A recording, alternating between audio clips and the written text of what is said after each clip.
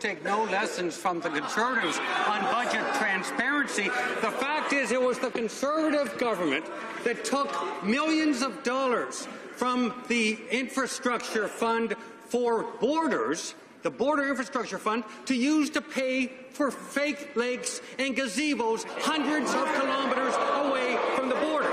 We have ensured that our funding is strictly tied to the list of initiatives described in a detailed table in our budget. We are proud of this major step towards fiscal accountability. We will continue to ensure that we do the...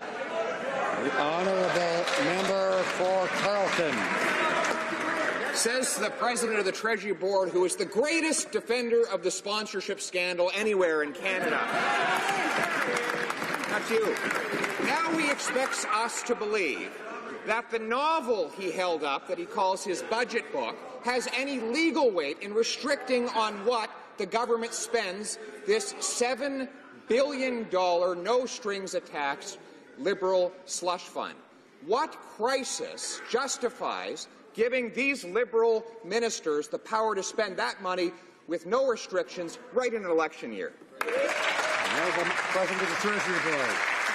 Mr. Speaker, again, that honourable member was part of the cabinet where the president of the Treasury Board, in fact, the member for Parry Sound Muskoka, actually took funds from a border infrastructure fund to put gazebos in his riding. Beyond that, Mr. Speaker, earlier I actually raised from the budget verbiage, but if the honourable member would look at the main estimates, he would find that the inclusion of the $7 million budget implementation vote for measures approved and identified in Table A211 of Budget 2018.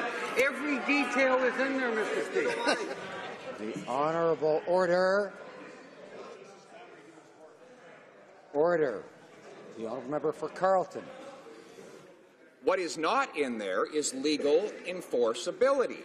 The legislation does not clearly restrict the power of this group of Liberal politicians on the Treasury Board to move that $7 billion between and among priorities that have not been approved by Parliament.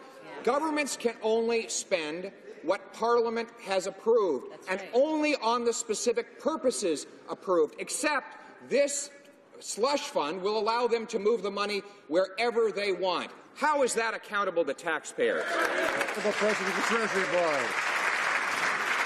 Mr. Speaker, just about everything the honourable member just said is wrong. The fact is that he can go to Table A211 and he will see line-by-line items, detailed descriptions of these funds and where they will be invested for Canadians. And let's be very clear, Mr. Speaker, we will continue to invest for Canadians because that's what's created 600,000 new jobs for Canadians in the last 2 years. That is what has created the best growth in the G7. We're going to keep on investing in Canadians and being transparent with Parliament as we do it. Honourable member for Fort Moody Coquitlam.